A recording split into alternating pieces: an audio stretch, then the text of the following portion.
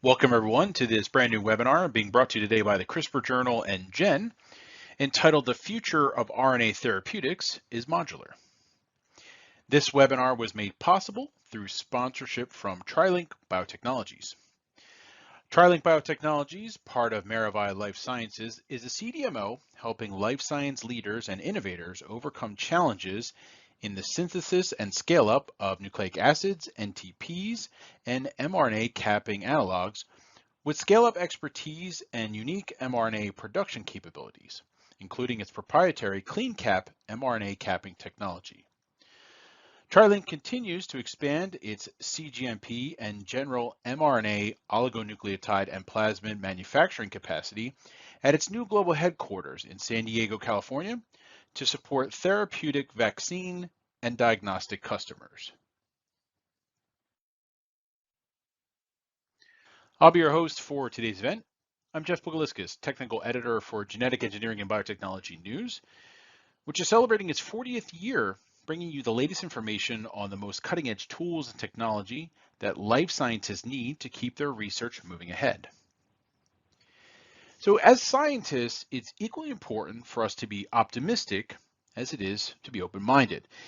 Yet in the middle of a pandemic, one might wonder, what exactly is there to be optimistic about? Given the toll that the pandemic has exacted on society, that's certainly a fair question. However, if we look a little closer, we can begin to see the emergence of technology that many scientists have been saying for decades is the key to novel therapeutic approaches for an array of diseases. RNA-based vaccines for COVID-19 thrust the technology into the spotlight and quickly proved to the world that this technology is not only efficient, but extremely effective. Now, one critical aspect of RNA-based therapeutics is how the molecules are delivered to the cell. And while progress has been achieved in recent years developing RNA-targeted carriers, their clinical translation has yet to be fully recognized.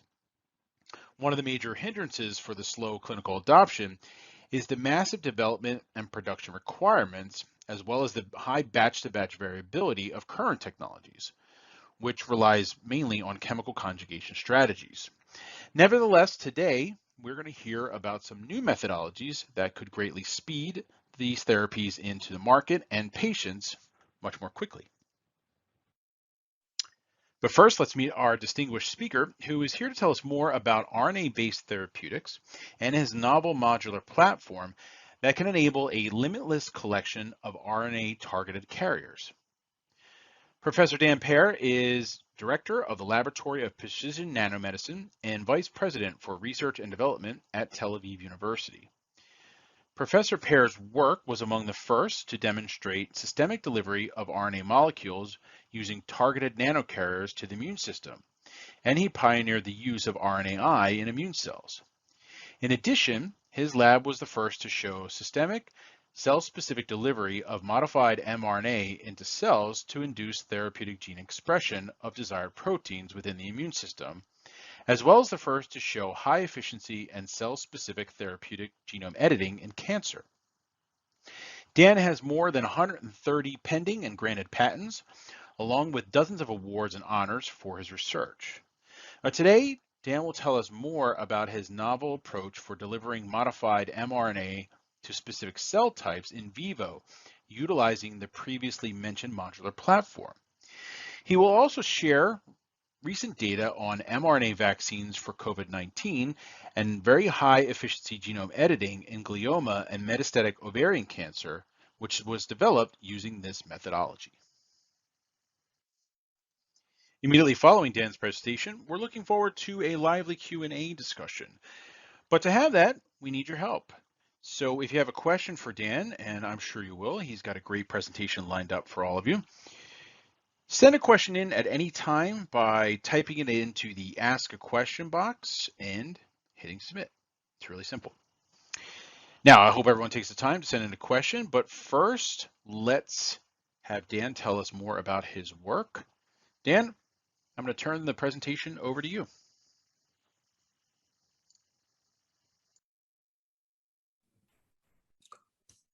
Okay, I'd like to thank Jeff and all the team from from Genetic Engineering and Biotechnology News, as well as the CRISPR Journal, and for this invitation to give this webinar. And I will start talking about what we believe is the future of RNA therapeutics that is really modular. So my lab is studying how to manipulate cellular function in order to generate novel therapeutic approach to treat mainly leukocytes implicated diseases. And this is a huge field that includes blood cancer, inflammation, and viral infection. We're quite occupied in all of those bluish diseases. Our lab is divided into two major groups: people that are delivery people.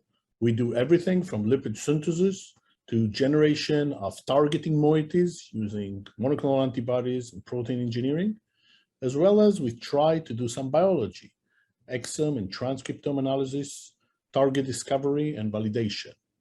And in an ideal world, what we want to do is to combine those two into a single tailor-made appropriate nanovehicle that can selectively targeting a very selective subpopulation of cells.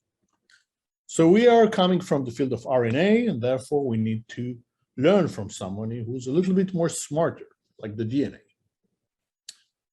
And delivering RNA and gene manipulation in leukocytes possess a huge challenge. Not only that the regular challenges that are listed here need to be very well designed, there are extra challenges related to the biology.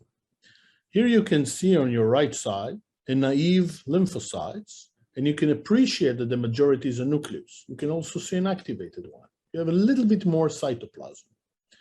It means that you have to design a carrier that will very quietly, stealthy, enter those cells and release the payloads without being discovered. And this is something which is very sensitive. You don't want to alert the entire immune system. You want to manipulate the expression of genes in your own way.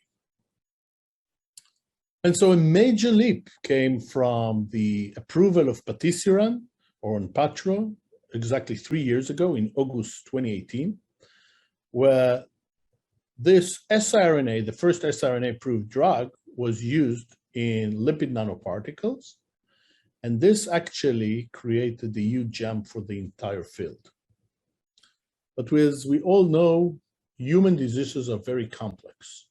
There are different cell types that are involved, and there are different types of nucleic acid that you can deliver. My lab is mostly interested in different kinds of RNAs, siRNAs, messenger RNAs, self-amplifying RNAs, or small activating RNAs, as well as circular RNA. And we are very much happy from the fact that we have microfluidic system that we can try and create different formulations. So we synthesize different lipids, and we can entrap different nucleic acid using microfluidics. This is from precision nanosystems, and you can get a very uniform, very homogeneously particles. They all have the same properties. The lipids that these particles are made of are biocompatible, they're efficient in terms of the encapsulation of the RNA payloads. They can protect from degradation, increase stability, and also increase the therapeutic effect. So looking at the DLIM MC3 DMA lipid, we basically analyzed it and looked at the formulation. And already somewhere in 2014 or 15, Srinivas Ramishetty from my group started to modify this lipid. He modified the head groups, the linkers, and the hydrophobic tails. And based on this gold standard molecule, we have synthesized about 60 different lipid families that can account for about 1,200 different lipids. And we were able to test some of them using this approach, using microfluidics, basically using this approach as in a phenyl manner. And we have discovered that they have different properties, different packaging parameters, different size distribution, different polydispersity index, and of course, different zeta potential. And so we work in a funnel We also use human PBMC in order to make sure that there is no surprises. They are not alerting the immune system in any case. We do in vitro screening, we do biodistribution in vivo and toxicity, and we choose the best candidate. The best candidate is formulated, again, into lipid nanoparticles with RNA payloads, and then we looked at specific gene expression and the ability to either silence or upregulate it, etc. So this is a work that we have done a few years ago with one of the lipids in non-human primates, comparing ourselves to the MC3. And here you can appreciate that in non-human primates, it looks much better. We're talking about this lipid, but here we named it EA2. So recently, we also published a paper with the Israeli Biological Institute with Ofer Cohen and his team about the ability to protect basically mice that have human AC2, transgenic mice, against a lethal SARS-CoV-2 challenge with lipid nanoparticles that are entrapping RBD human FC mRNA. So this is a different vaccine approach, but very potent as well. Okay, here you can see the protection. We can go up to 3,000 PFU in terms of the challenge. So until now, I've talked basically only on this part. So we use lipids and ethanol, we're entrapping our nucleic acid using microfluidics, and we get stable lipid nanoparticle. What is going on when we want to use additional angle? We want to basically create an address. We're using an approach to target specific cell types. So we use antibodies as an example. And for that, you need to reduce the monoclonal antibody to put, for example, PEG chains with malamide, and then you do some chemistry, a thioether bond could be formed. Then you need to remove the unbound antibody. And then in ideal world, you want to get something like this. But in fact, it's not actually what's going on. So chemical conjugation has its own limitations. It's actually very challenging on globular surfaces to get a very high efficiency of conjugation. Antibodies are not alike. Some of them has huge glycosylation, so sometimes you'll get different structure, different creatures like this. And if you're going to get creatures like this, these guys have an FC exposure. So if you inject it systemically, intravenously, it will be taken out very, very quickly by cells having FC receptors. So we decided to move from the idea of chemistry back to biology and create what we called a linker strategy based on affinity. So we designed an antibody that recognized the FC portion of an antibody. So this is a kind of a universal approach where you have the same FC, you need only one chemical conjugation, and then you have basically based on affinity, with a very high affinity, you can get the right orientation. So you basically have the ability to control your orientation at this point. So imagine you're a particle, disregard the ears, okay? And we want to avoid mononuclear phagocytes, and the trick is simple. We usually use pegylation. So this is a pegylated version. It's a UK image, a picture I took in the UK, and you basically can see how nice is the pegylated version. And if you want to orient your antibodies, look at those blades. Oriented blades can work very efficiently compared to non-oriented. So this is a simple concept. Let me show you some data. Behind this approach were Dr. Anit Kedmi, now in NYU, and Dr. Nofal Vaiga, now in Leuven, in Belgium, that were former PhD students of mine, and they really worked hard on this approach. So basically, if you can do this, it's a platform. You just change the antibody, mix the antibody, tiny amount of antibodies, and then you get your specificity towards different types of cell types, mostly in leukocytes. That's beautiful. The idea behind this is that we start with an IgG form, and we have three versions: a mouse anti-rat IgG2A, a mouse anti-human IgG1, and a human anti-human. And then with molecular biology, you create from the IgG format, you create a single chain. And we found a sequence in bacteria that can lipidate those single chain in one transcript. So we have a single chain lipidated version. And I want to mention here our collaborators, Itai Benar and Mark Belke. Itai Benar is a protein engineer from Tel Aviv University, and Mark Belke, the chief scientific officer of IDT, that really help us in this work. And here, this is the concept behind this. You have a signal peptide, you have lipidation peptide, you have this anti-rat Ig single chain. This is the example I'm going to share with you with an M-cherry and histag, and you can get rid of these as well.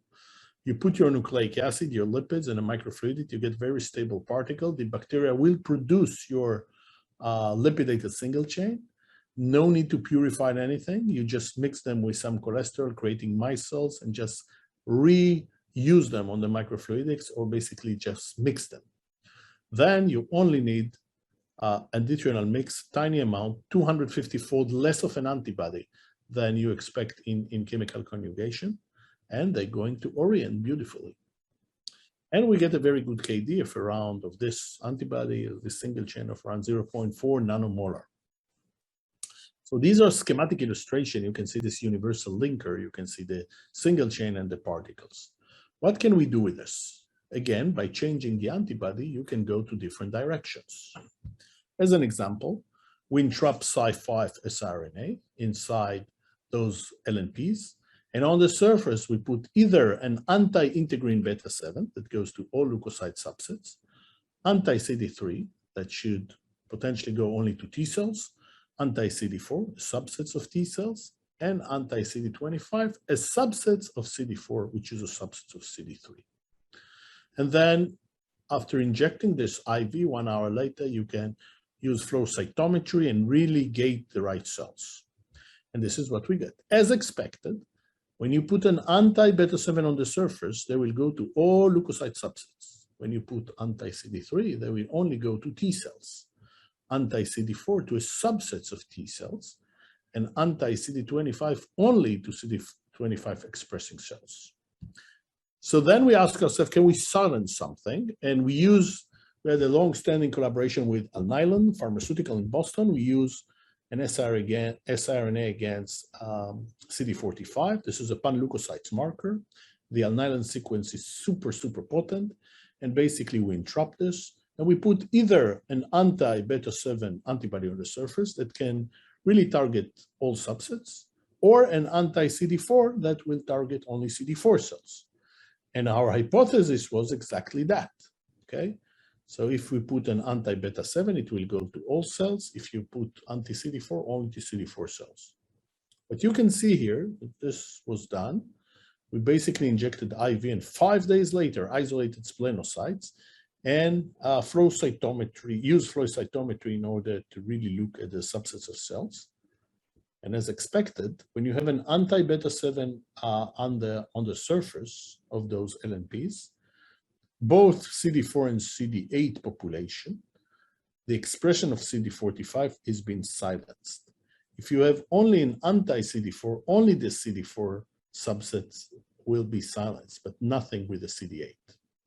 So we ask ourselves, okay, great, is it therapeutically relevant? And then we try 2 animal models, one for colitis and one for mantle cell lymphoma. For colitis, we use as a target receptor Ly6C, so inflammatory leukocytes that express Ly6C, and as the target gene, we wanted to silence something known, such as TNF. We use the DSS colitis, which is a very known model. And here you can see, all is blinded. You can see actually that by silencing TNF with an anti-Ly6C on the surface, you get very potent, for example, level of IL-6 or TNF or histology scoring or colonoscopy. It actually seems to be working. And another example is mantle cell lymphoma. Here we use as a target receptor CD29 or beta-1 integrin, and the target gene was pyrrolikinase 1. It's a cell cycle regulating molecule, going from basically controlling G to M transition. And for those of you who are not familiar enough with mantle cell, it's a very aggressive form of a B cells non-Hodgkin's lymphoma, quite rare, about 6% of the non-Hodgkin's lymphoma, and considered to be incurable with traditional chemo. So if a combination with an anti-CD20 and chemo, the median survival, overall survival, is now 5 to 7 years. It's the poorest among the B-cell lymphoma, but still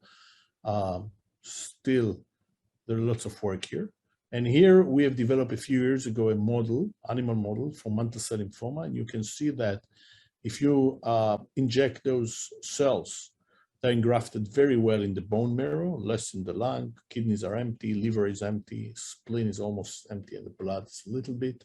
And you can see actually the tumors in a histology section here inside the bone, whereas this is the wild type control. So we use this animal model, and here you can see that you need quite a lot of administration, intravenous administration, in order to see this change in survival. And we changed the median survival from 24 days in the mock-treated group to 28 in the isotype particles with PLK1 to 46. So there is a therapeutic advantage, but it's a very, very aggressive model. Then I want to spend a few minutes on mRNA. So my lab was the first to show systemic delivery of mRNA in a cell-specific manner. We do immunomodulatory proteins. I'm going to share with you protein replacement, mostly on Duchenne and other type of rare genetic disease, cancer therapy, and vaccines, as I mentioned, the corona vaccines and others. So far from my group decided back then that she wants to use exactly the same linker approach, but to deliver mRNA. And it will give her all the advantages to go after specific cell types. And that would be great if she can express a specific protein. And the idea was, can we do an immunomodulatory protein? And we use as a target gene IL-10. IL-10, interleukin-10, is a very good example of a very potent anti-inflammatory protein, but this protein has lots of potential toxicity when you have to use it in a very high dose. So the idea was, can we inject it in a targeted manner to cells, nearby cells in the gut area that will now uptake this, produce it, and secrete it. And most likely, or hopefully, they will change the gut microenvironment and to become more of an anti-inflammatory environment. As the model we used then was a DSS colitis again, with the target cells having their Ly6C receptor, expressing high this receptor. Again, we are talking about mononuclear phagocytes. First thing we've done is to use luciferase mRNA, and you can see here what we call the targeting index.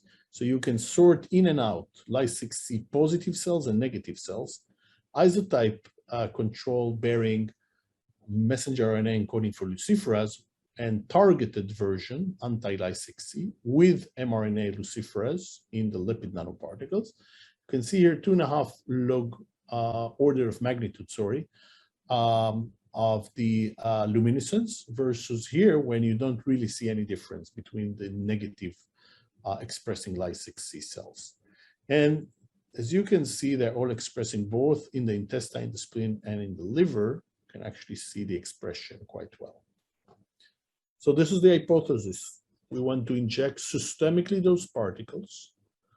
They will penetrate into inflammatory leukocytes. They release their payloads, which is mRNA that encodes for IL-10. It will be translated using ribosomes and will be secreted, and that will affect the gut microenvironment.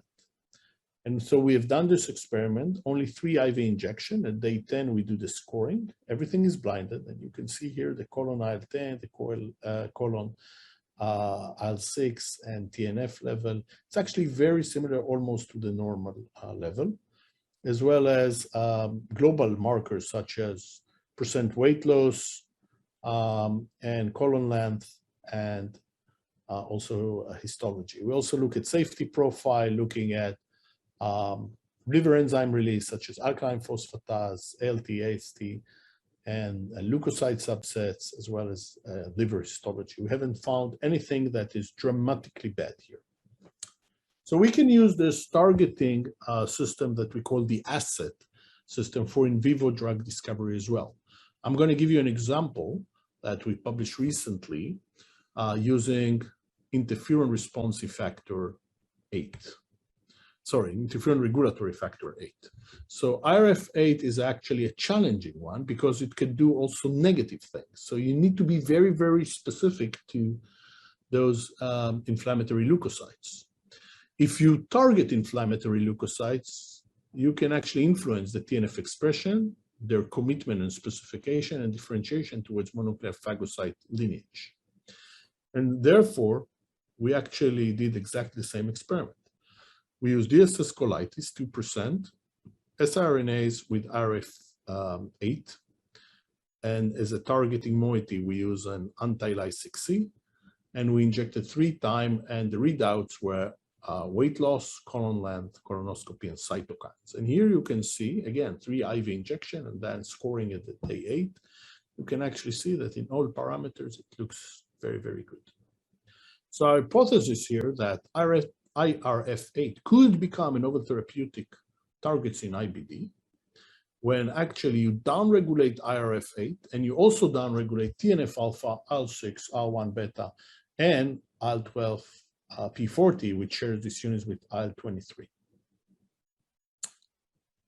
I want to spend some time on one of our newest manuscript, which is Therapeutic Genome Editing in Cancer. And behind this work were Dr. Daniel Rosenblum and Anna Gutkin, that are now both in New York. And they've done a phenomenal work that took them quite a lot of years. And this is the end of it. So basically, it took us a few years to understand, can we coin trap messenger RNA that encodes for Cas9 with a single guide RNA, and how much time the single guide needs to wait until the mRNA has been expressed.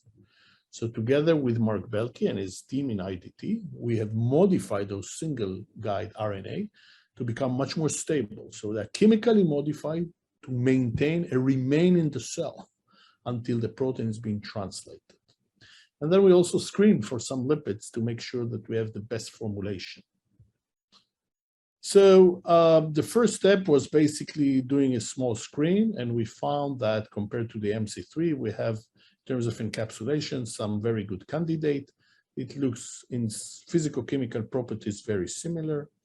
But if you look at the percent positive GFP cells, so cells that express GFP, we can actually see here a dose responses that basically show that we can CRISPR out or take out or knock out this GFP out with the right indels. We also try this in a very, very efficient way, up to almost 98% efficient of taking out the GFP with the CRISPR LNPs. And we also looked at different cell lines coming from different cancers, such as mouse glioma, human ovarian carcinoma, another human ovarian colon carcinoma, and lung carcinoma. And again, here you see the percent of GFP positive cells that we knocked out. So we used 2 animal models, the Murine 005 that we got from Inderverma a few years ago. It's a very aggressive syngeneic autotopic model that cells are infiltrating, and the human OVCAR8 model that is disseminated model in nude mice. In the first model, you can see here the locus, the GFP locus, and PLK1. We had 2 controls. We had a mock control and a single guide GFP in CRISPR LNPs, or the single guide PLK1 with CRISPR LNPs. So you can see when we look at the GFP, it's about 80% knockout here in those cells. Here is about 85%. If you look at the cell cycle analysis here, this is the G2M analysis. So you can see that we are basically blocking the cell cycle. Cells will die eventually. Okay, this is cell viability. And it seems to be very potent after 1 single dose. So basically we injected intratumorally, we drilled a small hole, we put the cells inside, and then we treat them intracardially. We had cells expressing GFP, or GFP luciferase, or GFP luciferase M cherries, all the above option. Then tiny amount of Cy 5.5 labeled CRISPR LNPs. And then 16 hours later, we wanted to see if those actually particles are diffused as well inside the brain, which we have seen that they are. I want to share with you now that we can actually take out eGFP. So we injected 005 GFP with M-cherry cells, and then we inject tiny amount 005 milligram per kilogram body of single guide GFP, CRISPRs. 5 days later, we can actually see the shift here. We wanted to see if there is a cell death occurring from this. So we repeated exactly the same experiment, exactly the same idea. 3 days later, we stain for caspase-3, and you can see only in the single guide PLK1 staining, not in the single guide GFP, and it seems to be very, very specific staining. So the experimental design is that you can see the hands of Anna here. She became a neurosurgeon of mice. We inject 005 expressing GFP, M-cherry, and luciferase into the hippocampus of the mice. And then 7 days later, we can image them using IV spectrum 3T. 3 days later, so 10 days from inoculation, we inject a tiny amount into the tumor bed of either PBS, single guide GFP in CRISPR LNPs, or single guide PLK1 in CRISPR LNPs. And then we monitored every 3 days the weight and tumor growth as terms of follow-up and eventually survival. You can see here groups of 15 mice, and you can actually appreciate, I hope, that those tumors are much smaller than these guys. So single dose, single administration increased the median survival by 50%, the overall survival by 30%, and in vivo genome editing was done by next generation sequencing at 70%. And that was basically quite amazing. The large group of 30 group, you can actually see this survival rate against single administration.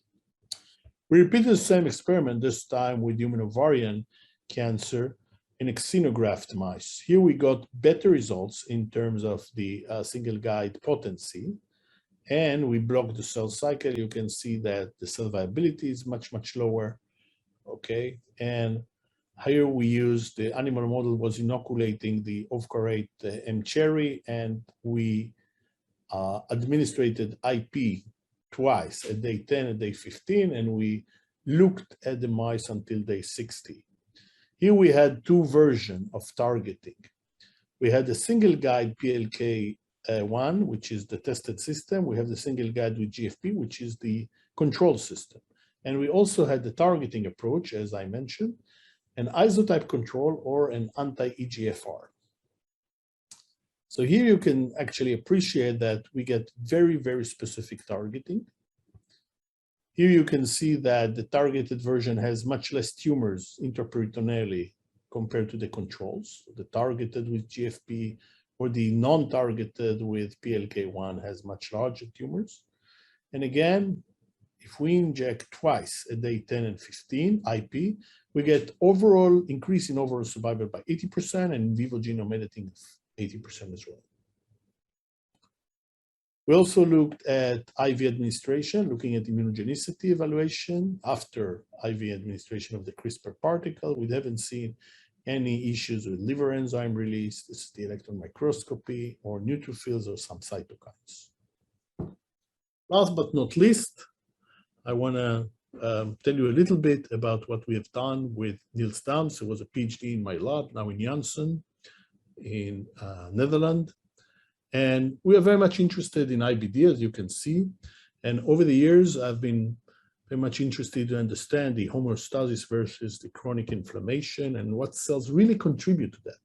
Since we developed a wonderful, we believe it's a wonderful tool to also manipulate leukocyte subsets and different genes, it was a very good opportunity to test this.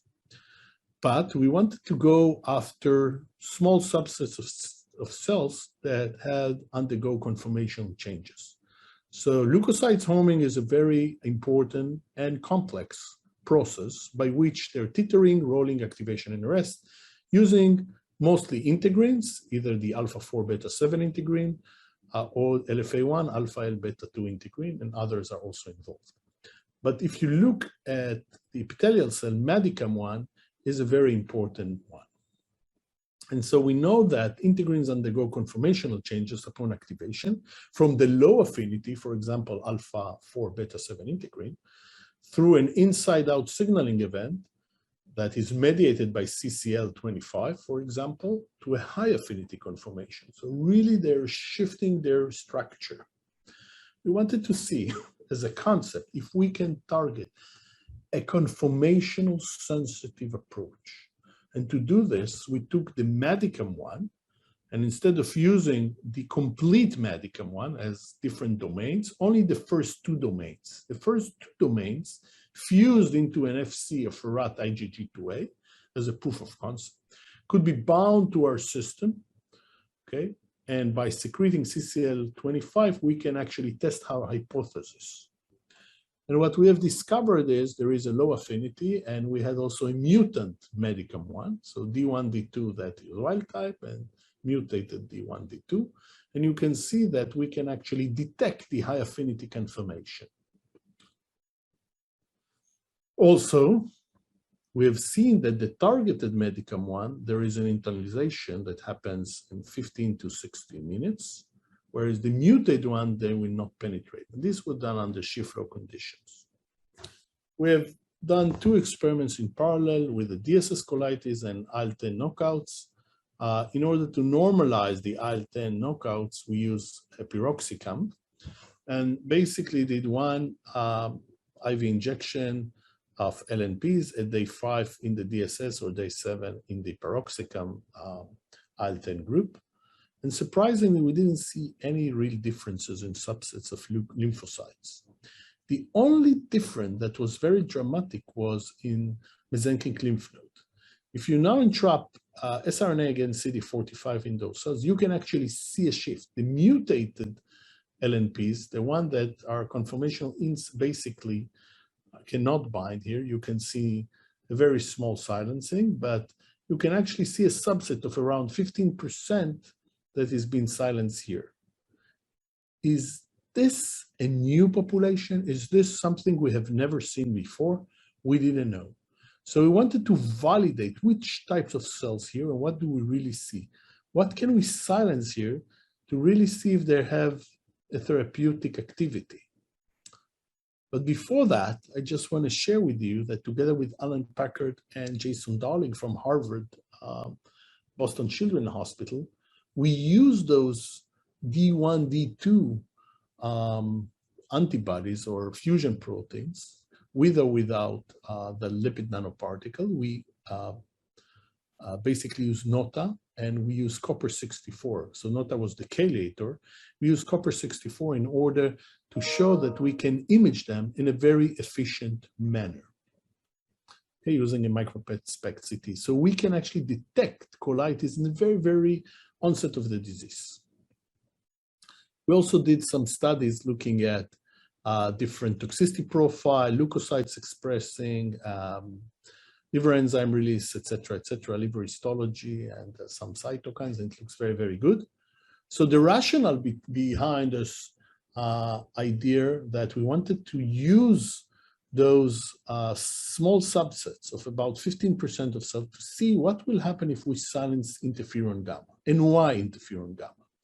Because in IBD, interferon gamma plays a very important role, both in leukocytes attraction, macrophage activation, and pathogen recognition. If we silence this, and those are very important cells, we might see a therapeutic benefit. So the experimental design was tardive piroxicam. These are IL-10 knockouts. And then every few days, one at day 4, day 6, day 8, and then 10, give a small amount, 1.5 milligram of siRNA, just to see if we see something therapeutically. Surprisingly, and as a control, we use also a kind of a Remicade version, so we can see an anti-TNF. Okay, we have witnessed that if we look at the colon length, okay, so here, the one that have D1, D2, and inside siRNA against interferon gamma gives you better results or as good as the one that is anti-TNF. Of course, when you compare the level of TNF alpha, this antibody looks very good. but it's actually quite comparable to this. And in any other parameters, we actually beat it. So interferon gamma level here is much lower compared to this. And there are other control here, negative control of the siRNA or the interferon gamma siRNA, but with modified D1D2, mutated, sorry. So just to finalize my talk, I would like to point out that where we are going with carrier-mediated therapy. So we believe that this is now time to go beyond the liver. Beyond the liver means mostly to subsets of immune cells, but maybe others, avoiding mononuclear phagocytes, high specificity and functionality. These are very, very important, and improved targeting. We need to have fast internalization and burst release. I haven't talked about this, but we know the kinetics very well. And we need also better RNA-based drugs, both for improved genome editing, it could be base editing, prime editing, and others, but also for other types of RNAs. At the end, I want to thank my group, very talented people coming from diverse fields, including biology, engineering, medicine, chemistry, with different skills, and the funding agency that support our work. And thank you all for listening. I'll be very, very happy to answer any questions.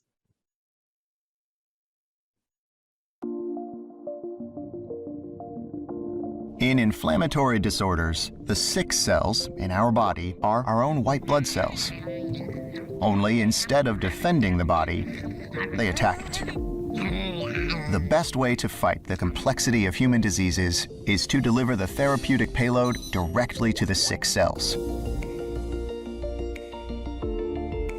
A promising technology for combating diseases uses special lipid nanoparticles. These nanoparticles contain RNA molecules that can change the way cells produce proteins and can modulate cells' function. The nanoparticles are supposed to deliver the RNA directly to the sick cells. The problem with today's technology is that the nanoparticles hardly reach immune cells, but rather affect other healthy cells instead.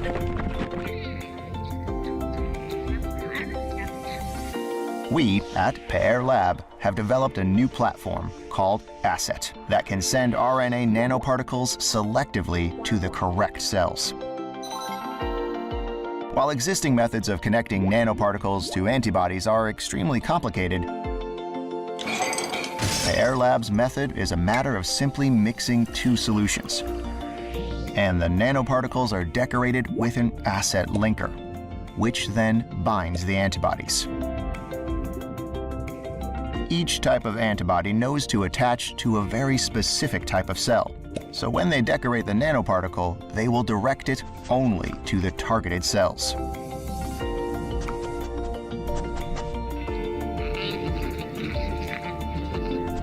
This method means releasing the RNA right where we want it, affecting only the right cells and saving the body from harmful side effects. ASSET nanoparticles are a novel strategy to fight against inflammatory diseases and even cancer. And this time, it's personalized. Hey.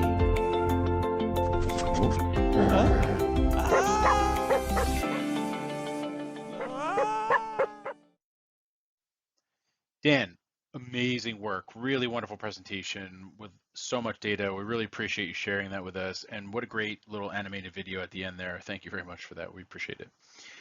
To the audience, the Q&A is coming up in just a moment. So if you have a question for Dan, don't hesitate. Send that on in now so we can have a really great Q&A session and try to get to as many of your questions as possible. Okay, without any further ado, let's get into the Q&A session. Bear with us for just a moment as we make that transition.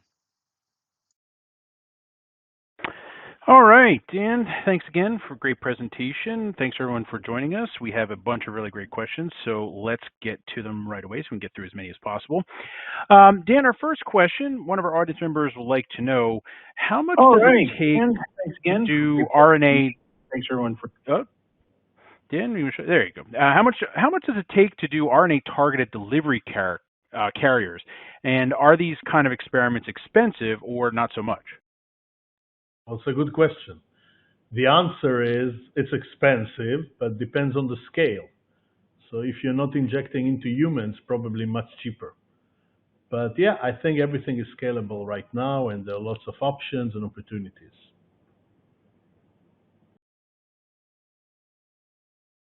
All right, thanks for that, Dan. Next question one of our audience members would like to know is, how do you make sure that the LNP is taken up by the cells?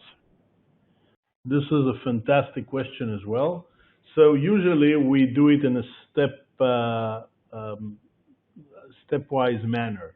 We entrap either a fluorescent tag to the nucleic acid. If it's an siRNA, it could be Cy5 or Cy7. And we can do flow cytometry, and then we can do confocal microscopy as well. So we can see exactly if it's inside the cells or it's not. If it's an mRNA, we like to, for example, look at something that has an expression. So if we can express something, for example, GFP or mCherry, then we can visualize this in a microscopy. All right, great. Next question we have is, do you see any influence of the corona covering when you inject conjugated LNPs into the bloodstream? So we actually haven't traced corona. We expect that some of it will stick, some proteins will stick to the surfaces, but with our method, we haven't seen really a lot of corona sticking, so it didn't change the biodistribution or the cell specificity. And to be honest, we haven't also looked at this in a way that I can really tell you which protein are sticking to our particles. So, we have work to do still. All right, and next question. Can you speak to the challenges of co-encapsulating Cas9 mRNA with sgRNA, which is almost about 5 kb, in any LNP? And any idea how many of those fit into an LNP?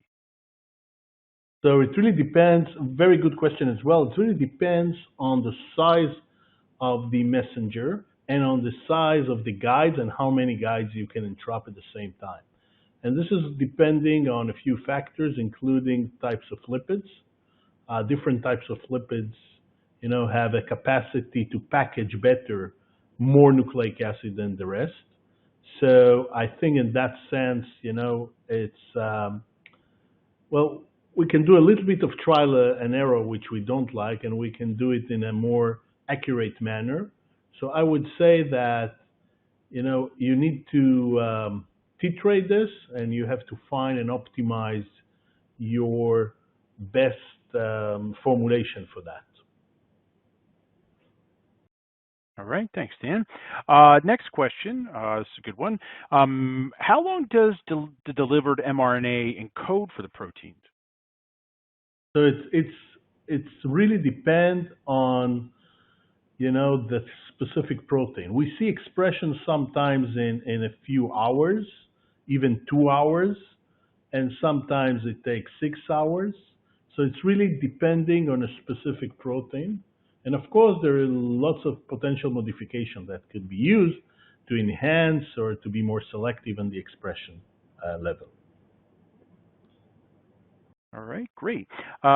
Here's a question that I think gets asked a lot currently.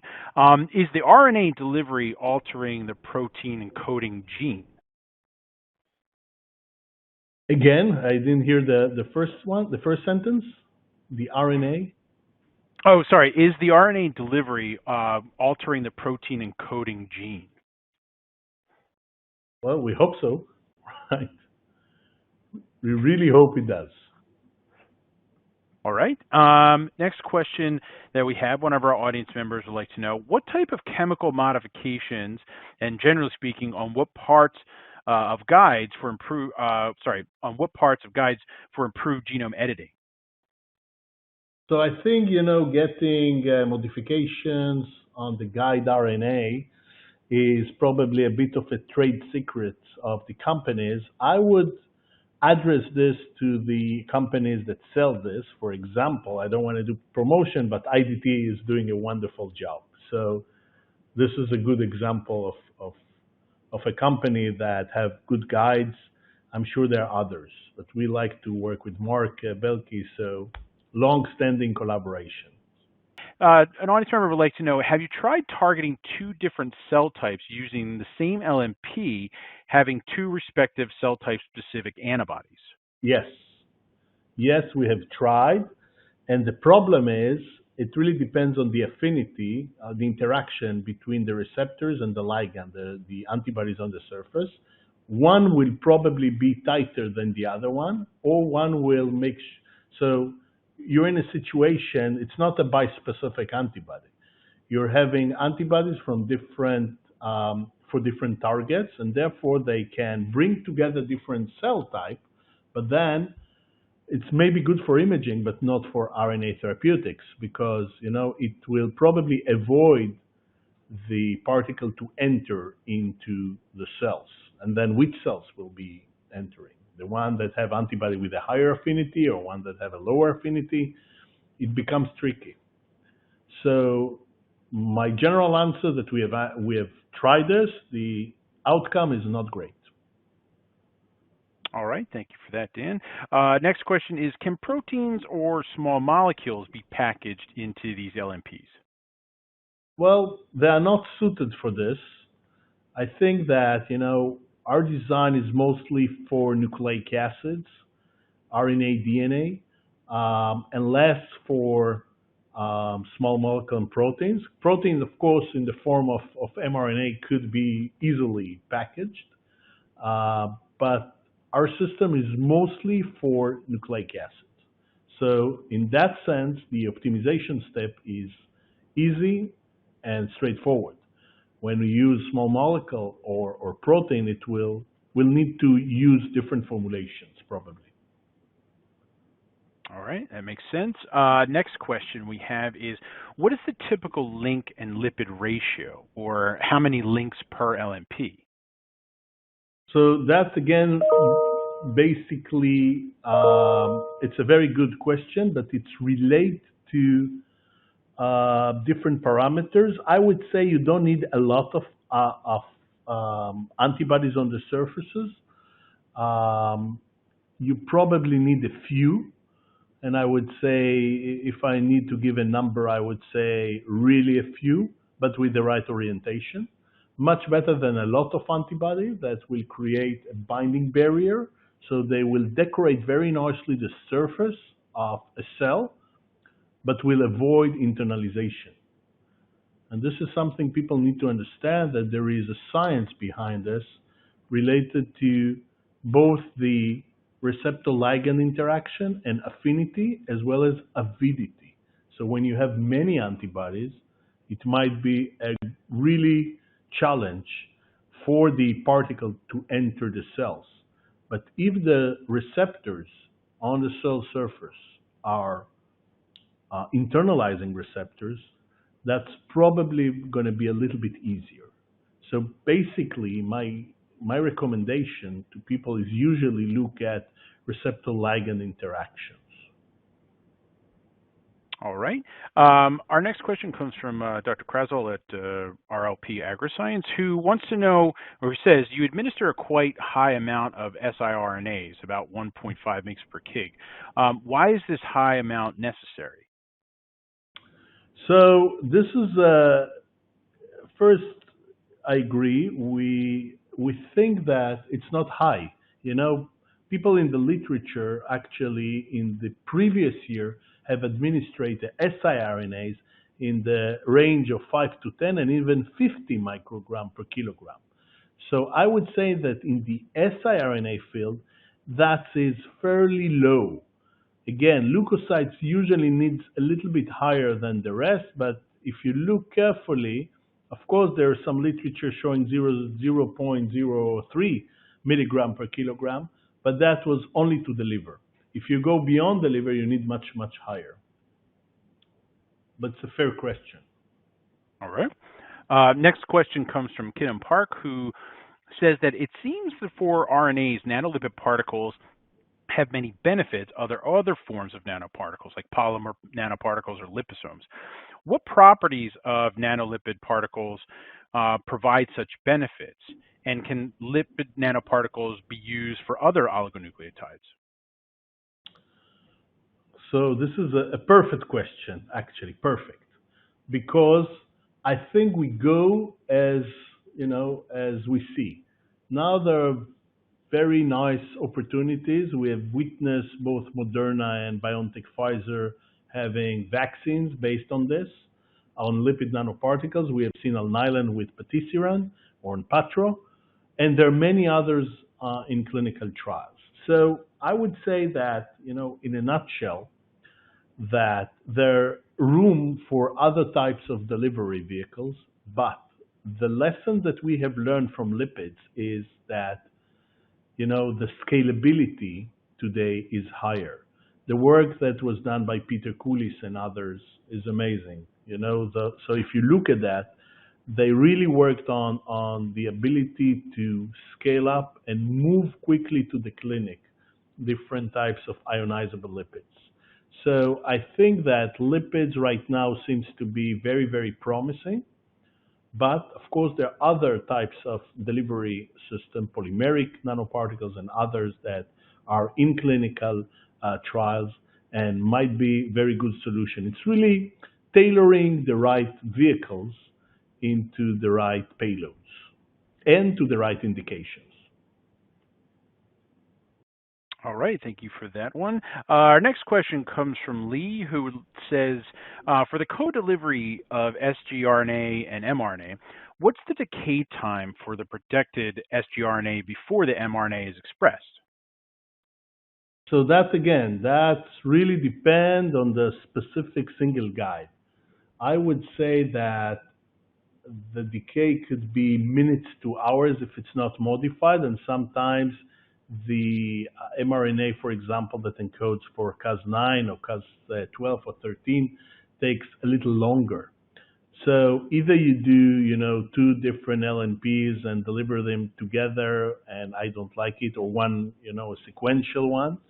Or if you do it together, in one particle, then you have an example, as we have published, that you need to wait a little bit more. So the single guide needs to be highly modified in order to not be degraded. And when I say this, I say it needs to wait at least a few hours for the protein to be expressed. In our case, it was Cas9. All right. The next question comes from Vital, who says, Dr. Peter, talk was wonderful, and the information provided on carrier-mediated therapy just astonishing. My question is whether this therapy modulation could also include miRNAs, since I work on them. So I don't see a reason why not. All right. Short and sweet answer. I like that one. Our next question comes from Evan, who's a PhD candidate at Duke.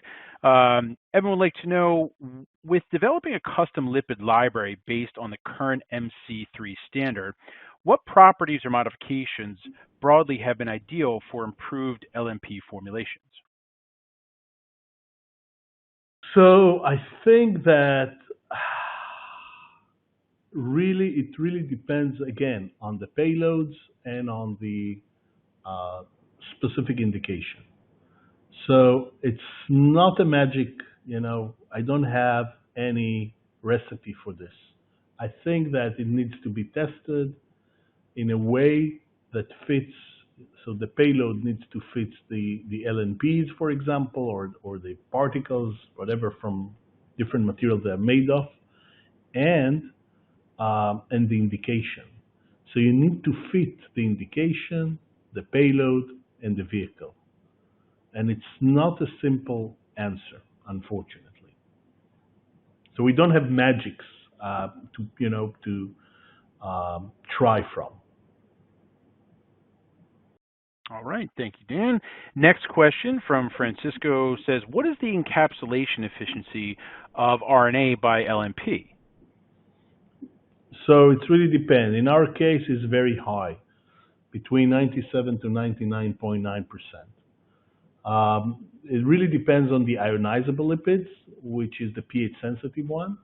And, you know, when we look at the one that Alnylam, the one that Moderna, and the one that BioNTech, Pfizer are doing, they're also almost 100% entrapment. All right. And for our next question, Juliana would like to know if you already have investors and if you have an idea when you intend to go through phase 1 clinical trials. Good question. We hope very soon. But this is, you know, some of our stuff are in clinical trials, or going into clinical trials, sorry, and some of them are in scale-up. So we are optimistically think or hope that in the next year and a half, we will be able to test some of those ideas. So around 18 months, maybe a little bit longer. Hopefully not too long. All right, thank you for that. James has a question and says, any thought on how to extend mRNA expression PK delivered by LNP? So again, the question is good, the answer is less good. I think, again, you need to think about the indication and what are the target cells. And then you can play a little bit with PK. You know, when we inject lipid nanoparticles systemically without any modification, the majority will either end up in the liver or in the spleen. Okay, the rest are minimal amount, a little bit bone marrow, etc. But really, the majority goes to the liver, and I would say spleen. You can see a little bit also in the kidneys. So I think it really depends what is the target cells and what are the, you know, specific indications. All right. For the next question, Olga would like to know, how have you achieved robust release of RNA in the cell, and how do you control or prove this? Or prove this, I guess. Okay, so to achieve something like this, you need to try to quantify how much you have. Previous experiments that we have done with siRNAs, we can do a stem and loop PCR and identify how much really we have in the cell. So we know how much we entrap, we know how much there is in the cell. So we have seen that we get a lot. But in fact, if you see biological activity, you probably don't need so much. So I think that, you know, it's really depending what is the biology you want to see. All right. And next question is a good one, interesting one. The audience member would like to know, how does your delivery approach differ from the approach used by Gilmore's group, using Cas9 to knock out the TTR gene as a therapeutic treatment for ATTR amyloidosis? Okay. So our approach is first either more targeted to specific cell types, or it's locally, but in the vicinity of the tumors. So, and again, we are not going after rare genetic disease at this point, but the example that we gave is in cancer. All right. Next question that we have, I think you may have addressed this, but we'll ask it again just to make sure. Giuseppe would like to know, what is the stability of LNP in the bloodstream? Oh, it's a good question.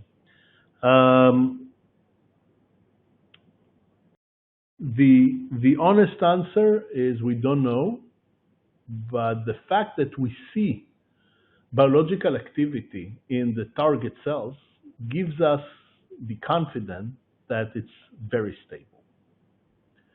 So, but we have never tested this, you know, because first, when they're targeted, they disappear from the circulation very quickly. So if you incubate in serum or in plasma our particles, you will see still protection of the RNA payload inside. And then if you think about that, again, I don't want to repeat myself, but basically, I think it's the biodistribution. We will basically, if they go into the right cells, we will not see them in the circulation. So we don't have, we cannot measure this in the circulation in a short time, because we know that their biodistribution and the PKs are very, very quick. So they identify the target cells after, for example, intravenous administration within seconds. All right. Next question from Calvani. It's a two-part question. First part says, are the target genes of the target cell selected based on disease etiology? And what about neurodegenerative diseases? And then the second part says, do you use any other method other than FACS to monitor these cells? Okay, so I will start with the first question. Basically, we also work in a collaboration on neurodegenerative diseases, but it's in a different setting, but it's related with LNP and nucleic acid. For the second one, I would say that what was the second one, actually? I forgot. He wanted to know if do you use any other method other than FACS to monitor? Oh, yeah. So we either monitor using microscopy, different kind of microscopies, or we do quantitative analysis for payloads, and that could be done using micropet imaging with the CT. So we can label with a radionuclide either antibodies or lipids, and we can monitor this using a micropet, sometimes also SPECT. It really depends on what, and CT. So we can do it in a quantitative manner. All right. Our next question from Bhavana, who'd like to know, can LNPs be used for targeting cardiovascular disease as well? It's well known that mitochondrial dysfunction is one of the major factors in heart failure. So can we use this same strategy to target the diseased mitochondria? Well, potentially, yes. Potentially, right. yes. Next question, very straightforward, are there any toxicity issues related? So we are really eager to look at toxicity. I think that toxicity comes, global toxicity signs like body weight, like, induction of cytokines, interferon responsive gene, lymphocytes activation, complement activation, whatever. This is easy to monitor. And we are monitoring this. We haven't seen anything dramatic, liver enzyme release, etc.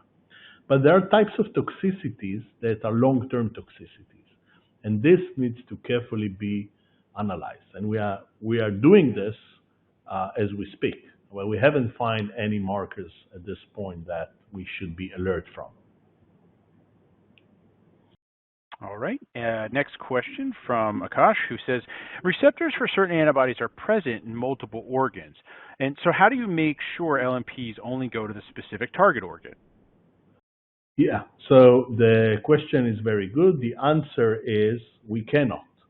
Some of them probably goes to the cells that also express this. The question is how much and what are we doing there? Are we doing something that is damaged? Or, for example, if you want to express a protein in a disease cell and we go to a healthy cell that expresses the same receptor, which is unlikely but could happen, in theory at least, what will be the worst case scenario there? So you'll have another protein. We're not sure from a biology standpoint that that's super bad. But again, I don't have a good example on this because we haven't witnessed something like this at this point. All right. Here's a very interesting question from William at Cornell, who says, can you share any insight regarding the evolving resistance mechanisms in MCL given your data on therapeutic efficacy with mRNA-based platforms? MCL is a tricky disease. So mantle cell lymphoma, you know, when the disease, the onset of the disease, and it's identified, usually we're talking about 80% are translocation of the CCND1, cyclin D1 gene, that transpose an area which is close to the Ig heavy chain. So it will be produced for a long time.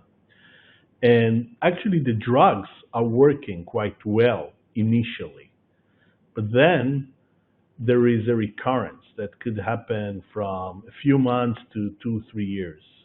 And that really depends on the specific medicines that are available. There are lots of drugs right now in clinical use, and there is next generation drugs that try to understand a little bit better, you know, or expand, I would say, the therapeutics of mantle cell, going to be mostly pathway dependent. And our goal was to either, you know, take out or silence PLK1 pol-like kinase as a proof of concept, but we also did an early work in published 2016 with developing an siRNA against cyclin D1.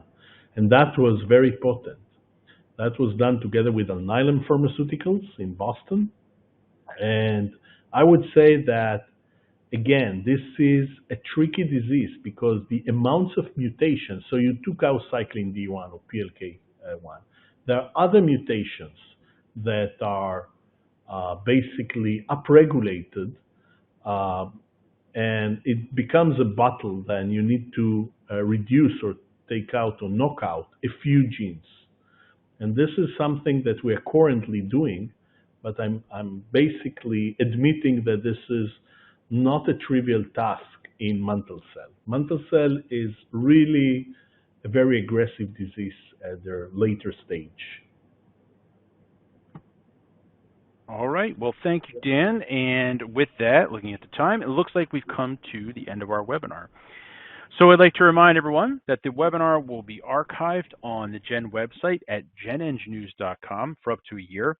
So if you missed any parts of it, you can watch it again, or feel free to forward the link to any of your friends and colleagues who you think might be interested in it.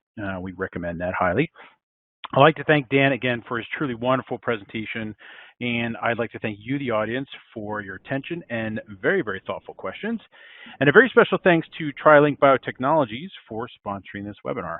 Hopefully, we'll see you again at another GEN webinar in the near future. Goodbye for now. Everyone stay safe, healthy, and get your vaccines. Thank you so much.